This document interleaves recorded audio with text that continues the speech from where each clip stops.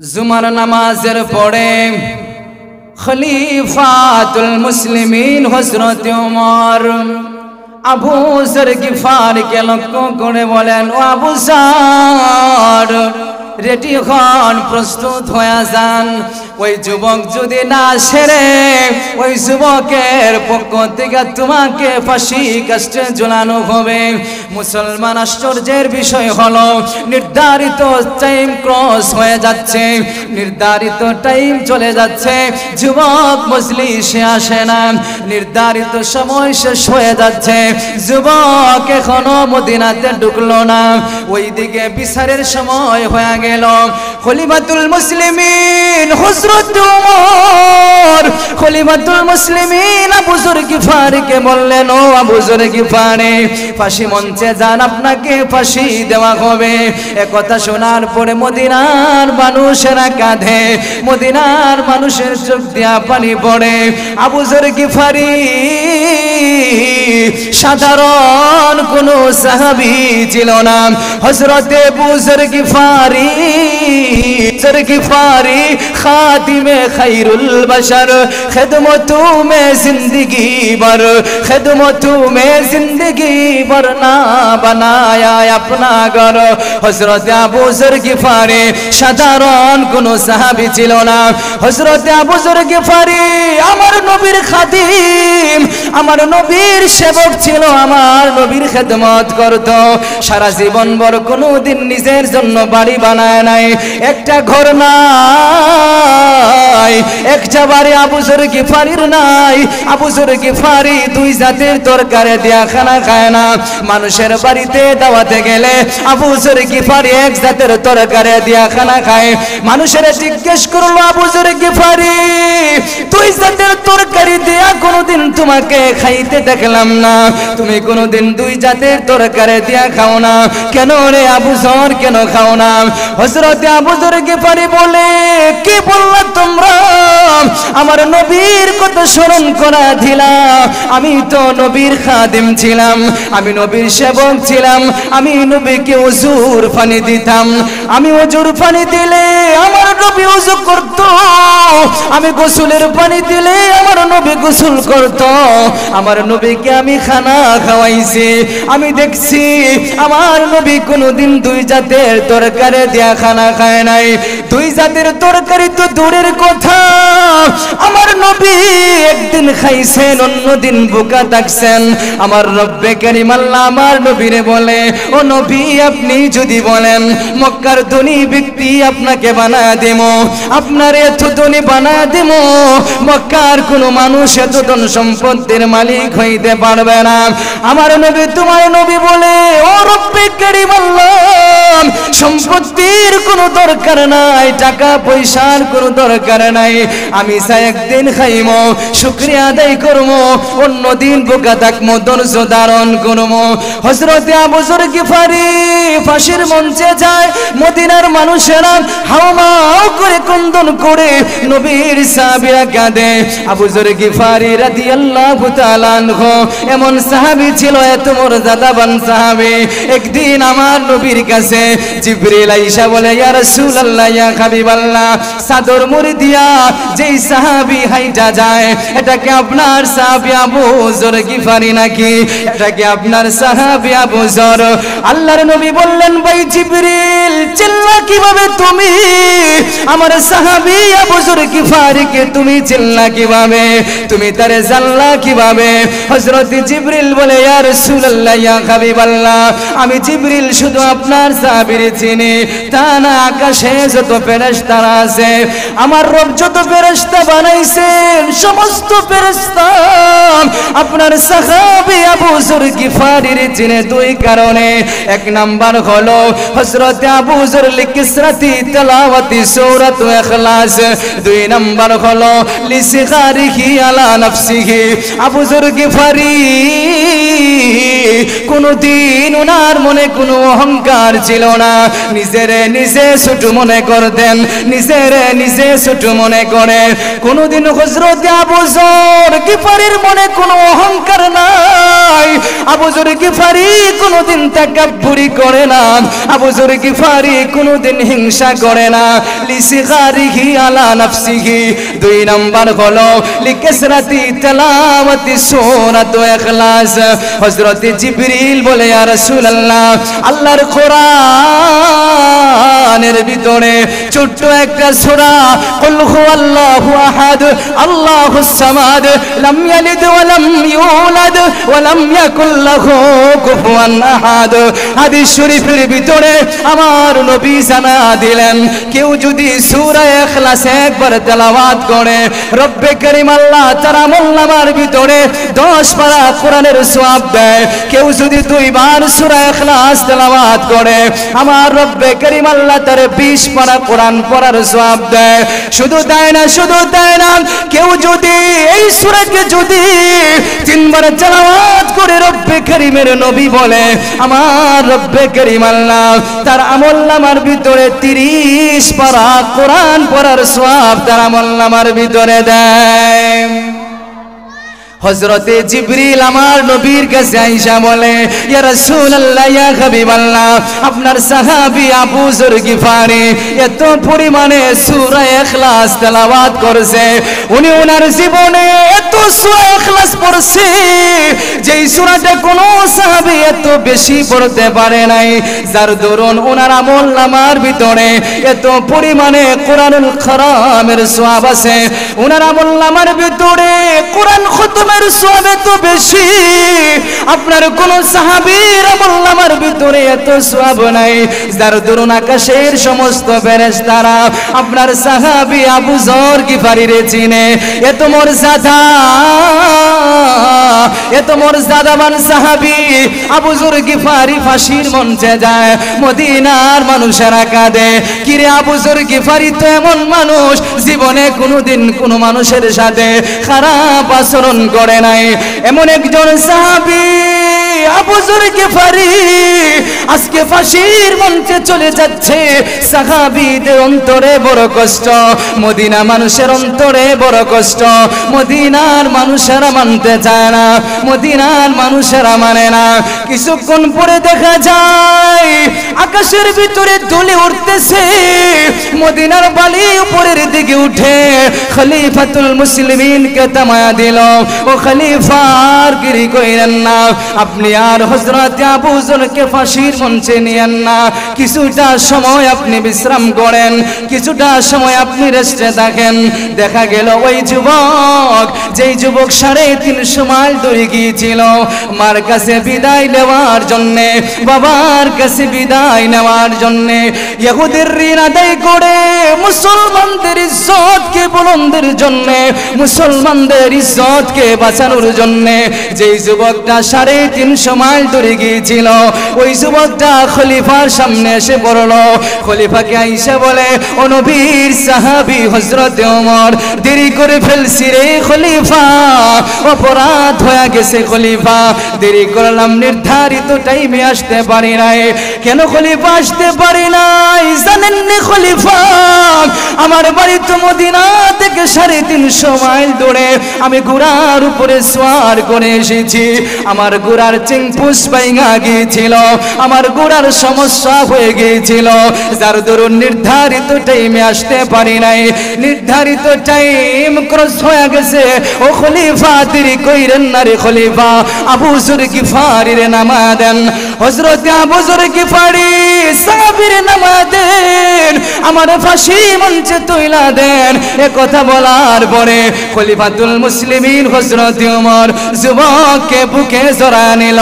সাধারণ কোন যুবক না তুমি, সাধারণ কোন যুবক তুমি হইতে পারো না, তুমি জানো, তুমি বুঝো বাড়ি থেকে আসলে তোমাকে ফাঁসি দেওয়া হবে, তুমি তো নবীর একনিষ্ঠ পাগল, তুমি জানো, তুমি বুঝো তোমার ফাঁসি দেওয়া হবে, দুনিয়া থেকে বিদায় হয়ে যাবে, দুনিয়ার রঙিন স্বপ্ন শেষ হয়ে যাবে, বাড়ি ঘর বাসা থাকবে না, বন্ধু বান্ধব তোমার আর থাকবে না, স্ত্রী স্বজন ভাই বেরাদর থাকবে না, তোমার কোনো স্বপ্ন থাকবে না, স্বপ্নগুলা নিঃশেষ হয়ে যাবে। তুমি যুবক জানো, জানার পরেও ফাঁসির মঞ্চ নেওয়ার জন্য আসলা, তুমি সাধারণ কোনো যুবক হইতে পারো না। এ কথা বলার পরে খলিফাতুল মুসলিমিন যুবককে ধরে মাথায় চুমো দিল, কপালে চুমো দিল। ও যুবক রে, সাধারণ কোন যুবক তুমি না, ফাঁসির মঞ্চে চলে গেল।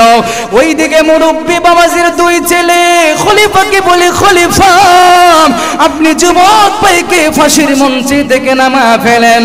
যেই যুবকটা 350 মাইল দৌড়ে জানে ফাঁসিতে লটকানো হবে, বুঝে ফাঁসি দিলে মানুষ বাঁচে না, যেই যুবকটা ফাঁসি দিবে জানার পরেও যেই যুবক আসে, ওই যুবক এমনিতে আমাদের পিতারে মারতে পারে না।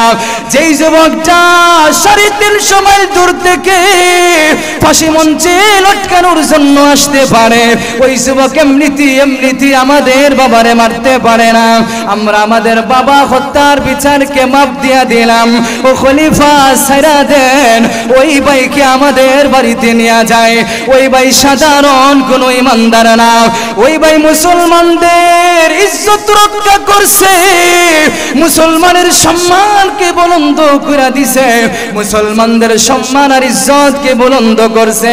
ওই যুবক এমনিতে আমাদের বাবারে হত্যা করতে পারে না। ও খলিফা ছাইরা দেন, আমি আমাদের ভাইরে বাড়িতে নিয়ে যাই। ওই ভাইকে নিয়ে বাড়িতে চলে গেল। ওই ভাইকে নিয়ে বাড়িতে চলা যায়। যুবকেরা বলে ফাঁসি মঞ্চ দেওয়া হবে না, ফাঁসিতে লটকানোর কোনো প্রয়োজন নাই। ওই যুবকগুলা এমন যুবক ছিল যেই যুবকেরা জানে ফাঁসি দেওয়া হবে কোরআনের বিধানকে আলিঙ্গন করার জন্য। আমি আপনার মৃত্যু হইতে পারে, জীবন চলে যাইতে পারে, কোনদিন রব্বে কারীমের বিধানকে ওই যুবকগুলা ছাড়ে না। এ কারণে আমার নবী বলে, আমার যুগের মানুষেরা ইমান বড় ভালো, আমার যুগের মানুষেরা ইমান বড় ভালো, তারা আগে জান্নাতে যাবে, তাদের ইমান বড় মজবুত, জানে ফাঁসি কাস্টে ঝুলানো হবে, তারপরেও চলে আসে। আমি আপনি যদি আমার জীবনকে এরকম জীবন বানাইতে পারি, আমি আপনার জীবনকে যদি এমন জীবনে রূপান্তরিত করতে পারি, রব্বে কারীমের কসম কে বলতে পারে যুবক, তুমি যদি মদিনাওয়ালা ওই যুবকের মতো যদি তোমার জীবনকে বদলাইতে পারো, আমার রব্বে কারীম আল্লাহ তোমার জীবনকে পবিত্র সুন্দর বানায় দিবেন। তাহলে ওই যুবকের কি মনে করছেন? 350 মাইল দূরে যুবকের বাড়ি। মোবাইল আসলো নি, কথা কন নাকি? মোবাইল আসলো। যদি যুবক নাই তো বর্তমান প্রযুক্তির যুগ।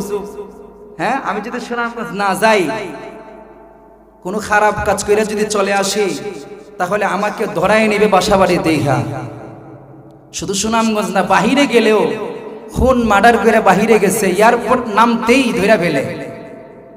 বর্তমান যুগ প্রযুক্তির যুগ, কিন্তু খলিফাতুল মুসলিমিনের যুগ, হযরত উমরের যুগ তো এমন যুগ ছিল না। মোবাইল নাই, গাড়ি ঘোড়ার ব্যবস্থা নাই, তেমন কোনো ব্যবস্থা নাই। ওই খলিফা কথা শুনে যুবক ইমানের তাকাজা মনে করে, ইমান কত মজবুত তাদের ছিল যে আমি একজনকে হত্যা করেছি, ওই হত্যার বিনিময়ে যদি আমাকে হত্যা করা হয়, কিয়ামতের ময়দানে আল্লাহর সামনে আর দাঁড়ানো লাগবে না, আল্লাহর সামনে আর দাঁড়াতে হবে না। আমাকে দুনিয়াতে বিচার করুক, আমার স্ত্রী সন্তান না থাকুক, আমার দুনিয়াতে আলিশান বাসাবাড়ি শেষ হয়ে যাক, আমার ইজ্জত চলে যাক, আবরু চলে যাক। যুবক মনে করছে আমার সবকিছু চলে গেল, আমি আমার নবী, আমি আমার রবকে যদি পাইতে পারি, দুনিয়ার সমস্ত কিছু আমার জন্য বিসর্জন হয়ে গেলেও আমি আমার রব আর আল্লাহকে যদি পাই, আমি আমার নবীকে যদি পাই, দুনিয়ার কোনো কিছু আমার দরকার নাই। এই যুবক মনে করছে এটা। 350 মাইল দূর থেকে যুবক চলে আসে। কিরকম যুবক ছিল তারা, কিরকম আখলাক ছিল তাদের। কিন্তু আমি আপনার ইমানের অবস্থা, 500 টাকার পিছনে আমার ইমান বিক্রি হয়ে যায়, 1000 টাকার বিনিময়ে আমার আখলাক বিক্রি হয়ে যায়। যুবক, আমি তোমাদের পায়ে ধরে বলে যাই, নবীর জীবন যদি নিজের জীবনে বাস্তবায়ন করতে পারো, নবীর আখলাক যদি নিজের জীবনে বাস্তবায়ন করতে পারো, তুমি যুবক দুনিয়ার টাকার পিছনে তোমাকে ঘুরতে হবে না, দুনিয়ার সম্মানের পিছনে তোমাকে ঘুরতে হবে না, দুনিয়ার ধন দৌলতের পিছনে তোমাকে ঘুরতে হবে না, সম্মানিত হওয়ার জন্য তোমাকে ঘুরতে হবে না। তুমি যদি নিজের জীবনকে নবীর রাহে যদি ব্যয় করতে পারো, তুমি যদি তোমার আখলাককে নবীর জন্য ব্যয় করতে পারো, তুমি যদি তোমার চরিত্রকে নবীর জন্য ব্যয় করতে পারো, দুনিয়ার কোন তামাশার দিকে যদি তুমি যুবক তোমার জীবনকে নষ্ট না করো, দুনিয়ার মেয়ের পিছনে যদি তুমি তোমার আখলাককে নষ্ট না করো, দুনিয়ার টাকার পিছনে যদি তুমি তোমার আখলাককে নষ্ট না করো, তোমার আখলাককে যদি নবীর গুণে সাজাও, তোমার আখলাককে যদি কোরআন সুন্নাহ মোতাবেক সাজাইতে পারো, রব্বে কাবার কসম করে বলতে পারি এই যুবকগুলোর চরিত্র নবীর যুগের যুবকের চরিত্রের মতো হতে দেরি হবে না। আমার রব্বে কারীম আল্লাহ যুবকগুলোর চরিত্রকে নবীর যুগের যুবকদের চরিত্র অনুরূপ করে দিবেন, আমরা যদি নবীর আদর্শে নিজের জীবনকে রাঙাইতে পারি। জোরে কোন ঠিক কিনা? ঠিক না? কিন্তু আমরা তো এমন না। আমি যুবক দুনিয়ার পিছনে, মেয়ের পিছনে, টাকার পিছনে আমি আমার সময়কে ব্যয় করি, কিন্তু নবীর প্রেম আর নবীর ভালোবাসা, নবীর সুন্নাহ আমার ভিতরে নাই। যদি থাকতো তাহলে আমি যুবক কোনোদিন নবীর সুন্নাহ ছেড়ে, নবীর আখলাক ছেড়ে কোনোদিন উল্টা পথে চলতাম না। যে পথে আমার নবী সে পথে আমি, যে পথে আমার রব সে পথে আমি, যে পথে নবীর বিধান সে পথে আমি, যে পথে রবের বিধান সে পথে আমি, যে পথে রবির ও আমার রবের অসন্তুষ্টি সে পথে আমি না, যে পথে আমার নবীর অসন্তুষ্টি সে পথে আমি না, যে পথে নবী রাজি সে পথে আমি, যে পথে রব রাজি সে পথে আমি, যেদিকে নবী রাজি না সেদিক আমার না, যেদিকে আমার রব রাজি না সেই দিক আমার না। এই জীবন যদি আমি আপনি বানাইতে পারি, আমি আপনার জীবনকে পরিবর্তন করে দিবে আমার রব। কে পরিবর্তন করে দিবে? আল্লাহর নামটা একটু জোরে বলেন, কে রব? কে পরিবর্তন করে দিবে আমাদের? আরো জোরে এখন। আল্লাহর নাম নিলে সওয়াব আছে না নাই? এই কোরআনের মাহফিলগুলো আল্লাহর নাম যদি একবার, দুইবার, পাঁচবার, 10 বার না নিতে পারেন, তাহলে আমরা মিছিলে গেলে, মিটিংয়ে গেলে একটা সিঙ্গারার বিনিময়ে, চেয়ারম্যান সাহেবের একটা সিঙ্গারার বিনিময়ে, হ্যাঁ, গলা ফাটায় আওয়াজ দেই। যুবক যারা আছে একটা সিঙ্গারা খাইছে 10 টাকা দাম, গলা ফাটায়া যেই বেটা যত ধরনের আকাম কুকাম আছে করছে জানি, আমার সাথেও করছে, আমিও ওই ভাইয়ের চরিত্রকে ফুলের মতো বানাইলাম সামান্য কিছু দুনিয়ার জন্য। কিন্তু যেই রব আমারে বানালেন, যেই রব আমারে না বানাইলে আমার কোনো সৃষ্টি পৃথিবীতে হতো না, যেই রব আমারে না বানাইলে আমার বাবার কোনো অস্তিত্ব থাকতো না, আমার মার কোনো অস্তিত্ব থাকতো না, পৃথিবীতে আমার একদিন অস্তিত্ব ছিল না, আমার বাবা ছিল না, আমার মা ছিল না, বাবা আছে, মাও আছে, দুনিয়াতে চক্ষু ছিল ছোট থাকতে, দেখলে মনে রাখতে পারতাম না, হাত ছিল ধরতে পারতাম না। যেই রব ধরার শক্তি দিল, যেই রব চলার শক্তি দিল, দেখার শক্তি দিল, আসমান বানালো, জমিন বানালো, প্রশংসা হবে ওই রবের। দুনিয়ার কোন প্রশংসায় নিজের জীবনকে বিসর্জন করব না। যেই রব আমাদেরকে বানালেন, যেই রব আমাদেরকে সৃষ্টি করলেন, প্রশংসা করব ওই রবের। প্রশংসা যদি করতে পারি, জীবনকে আমাদের রব কি করে দিবেন? পরিবর্তন করে দিবেন। আমি আপনাদের সম্মুখে যেটা বলতেছিলাম যে আমাদেরকে আল্লাহ তাআলা আদেশ করছেন 3টা। আদেশ করছেন কয়টা? আদেশ কয়টা করছেন? 1 নাম্বার হচ্ছে নেই পরায়ণ। নবীর ভিতরে নেই পরায়ণ কম ছিল না বেশি ছিল? এখন সাহাবীদের ভিতরে কম না বেশি? শুধু সাহাবী না, ওই নবীর যুগে এক ছেলে, নবীর সাহাবীও না, নবীর যুগের এক ছেলে 350 দূর থেকে, মাইল কিলো দূর থেকে ফাঁসির দড়ি নিচের গলাতে নেওয়ার জন্য চলে আসে। ওই যুবকগুলা কেমন যুবক ছিল, ওই যুবকগুলা কেমন যুবক ছিল, তারা কেমন তাদের আখলাক ছিল, কারণ তাদের অন্তরে নবীর প্রেম আর ভালোবাসা দুনিয়ার সবকিছুর চাইতে কি ছিল বেশি? সবকিছুতে কি ছিল বেশি? কেমন বেশি ছিল দেখেন। নবীর যুগে একজন সাহাবী, যুবক সাহাবী বাগানে কাজ করতেছে। বাগানে কি করতেছে? কাজ করে। আল্লাহর নবী অসুস্থতা হয়ে গেলেন, আমার নবী অসুস্থতার ভিতরে পড়ে গেলেন। এ ঘটনা বলে আলোচনা শেষ হয়ে যাবে। আমি আপনার ঈমান কেমন, আখলাক কেমন, চরিত্র কেমন, নবীর ভালোবাসা কেমন, নবীজির সাহাবী বাগানের ভিতরে, খেজুরের বাগানের ভিতরে কাজ করে। ওইদিকে খলিফাতুল মুসলিমিনদের ভিতরে এলান হয়ে গেল, তোমরা শুনছনি, তোমরা জানছনি, আমার নবী দুনিয়া থেকে বিদায় হয়ে গেছে, আমার নবী দুনিয়া থেকে ইন্তেকাল হয়ে গেছে, আমার নবী দুনিয়া থেকে বিদায় হয়ে গেল। নবীর সাহাবী বাগানে কাজ করে, নবীর সাহাবী কাজ কাম করে, কাজ কামের মানুষ কাজ কাম করতেছে, নবীর সাহাবী ওইদিকে সংবাদ চলে গেল, শুনছনি রে নবী তো দুনিয়া থেকে বিদায় হয়ে গেছে, আমার নবী সরকারে দু জাহান নবী দুনিয়া থেকে চির বিদায় হয়ে গেল। নবীর সাহাবী রব্বি করিমের দরবারে দোয়া করে ফেললেন, ও আমার রব আল্লাহুম্মা ইদগাব্বাসারি হাত্তা লা আরা বাদা হাবিবি আহাদান।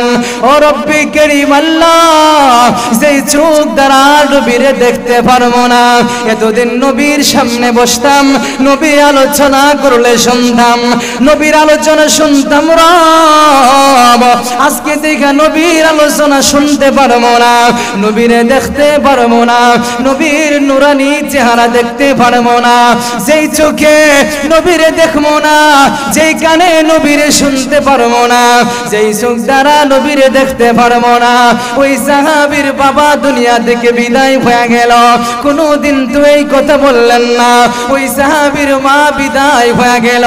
ও যুবক তুমি চিন্তা করো রে যুবক, মনোযোগ দিয়ে চিন্তা করে দেখো, গবেষণা করো, ওই যুবকটার মা মারা গেল, কোনদিনে কথা বলে নাই, রব চোখের দরকার নাই, ওই যুবকের বাবা মারা গেল, কোনদিন ওই যুবকটা বলে নাই চোখের দরকার নাই, কলিজার টুকরা ছেলে মারা যায়, কলিজার টুকরা মেয়ে মারা যায়, নবীর সাহাবী নিজের চোখ চয়ে যাওয়ার জন্য আল্লাহর কাছে বলে না, বাবার চাইতে মেয়ের চাইতে আমার নবীর ভালোবাসা বেশি, আমার নবীর প্রেম বেশি, আমার নবীর মুহাব্বত বেশি তাদের অন্তরে।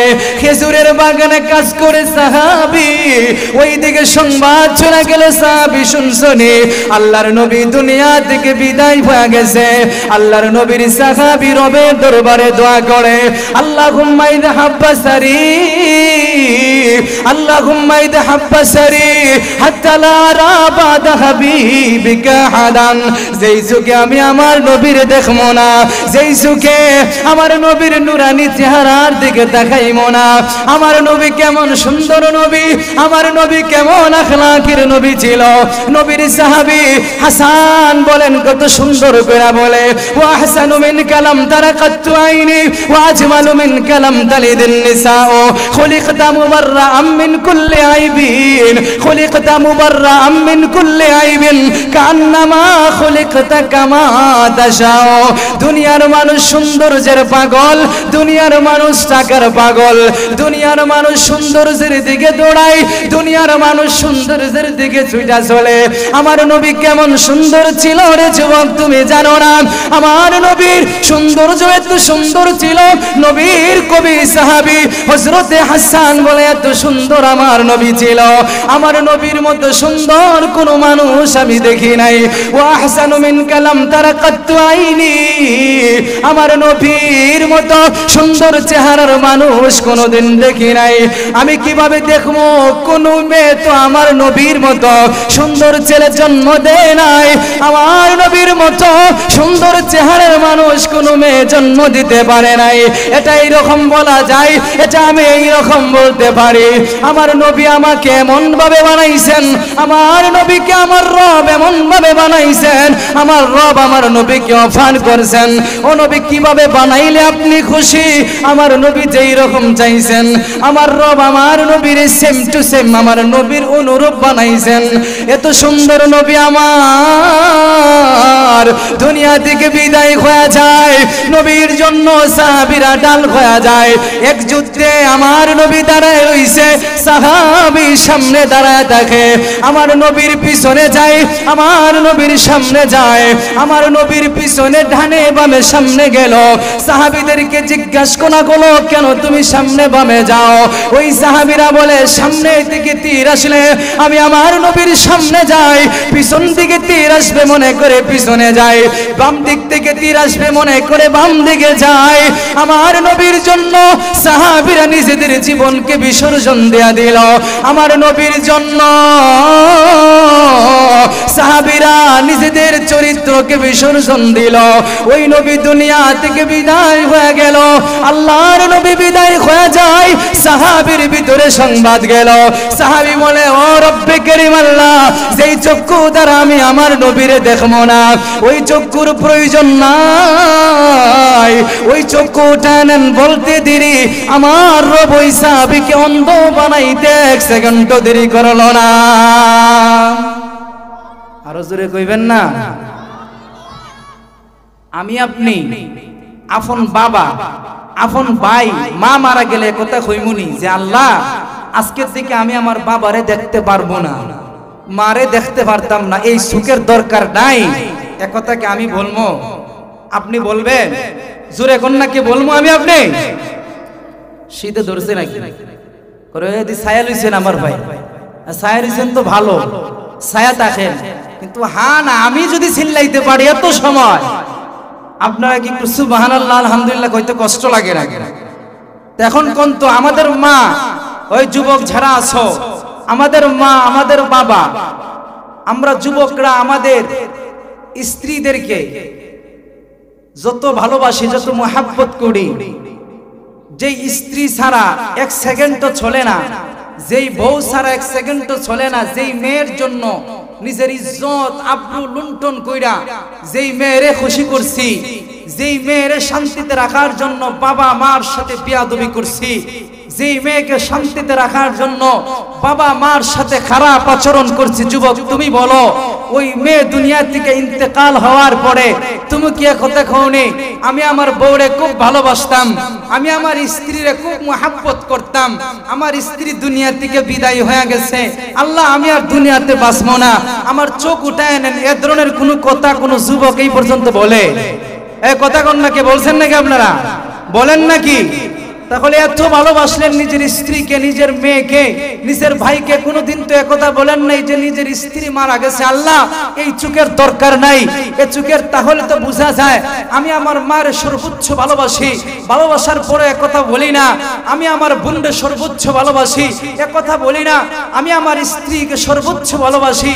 যেই মেয়েটা যেই ছেলেটা মেয়ের পিছে সারাদিন ঘুরলো, মেয়েটা ছেলেরা সারাদিন ঘুরাইলো, সেই ধরনের সম্পর্কের ভিতরে, রিলেশনশিপের ভিতরে, সম্পর্কের ভিতরে মেয়েটা ছেলেরা সারাদিন ঘুরাইতেছে, যেভাবে ইচ্ছা সেভাবে কথা বললে ছেলে শুনতে বাধ্য, মেয়েও শুনতে বাধ্য, যদি না শুনে সম্পর্ক টিকে থাকবে না, না কথা মানলে সম্পর্ক টিকবে না।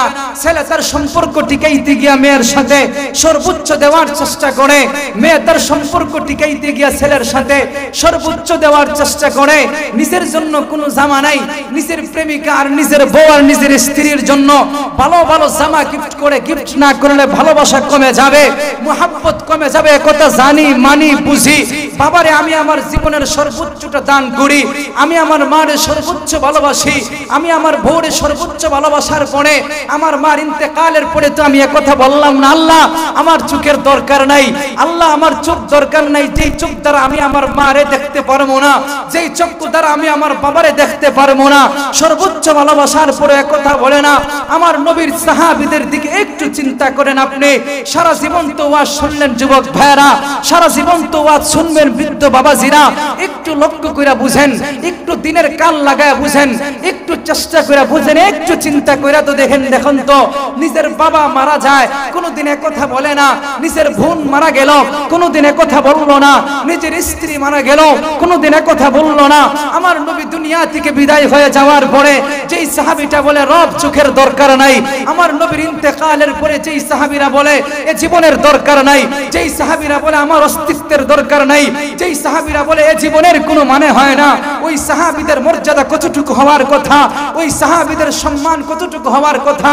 আমার নবী তো হাদিস শরীফের ভিতরে বলছেন লা ইউমিনু আহাদুকুম হাত্তা আকুনা হাব্বা ইলাইহি মিন ওয়ালিদিহি ওয়া ওয়ালাদিহি ওয়ান নাসি আজমাইন।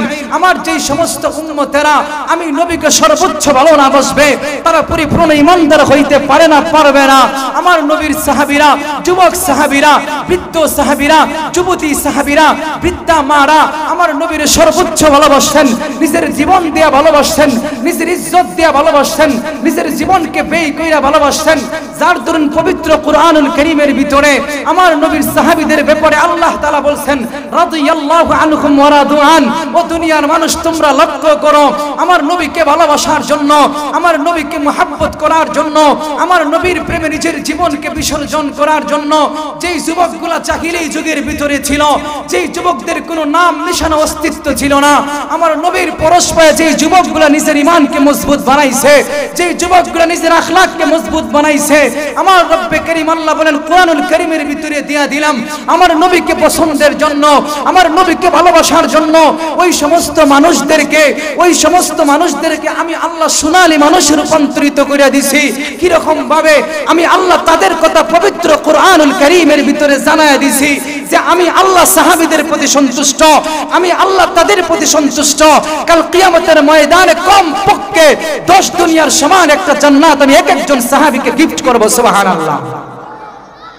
আমি যুবক, আপনি যুবক, যদি আমার আদর্শকে ওই রকম বানাতে পারি তাহলে আমি আপনারও কোনো কি নাই চিন্তা, লা খাউফুন আলাইহিম ওয়ালা হুম ইয়াহজানুন, আমার আপনারও কোনো কি নাই চিন্তা নাই। আমার নবী আমার জন্য কতটুকু করছেন একটু চিন্তা করেন, 2 মিনিটে বলি।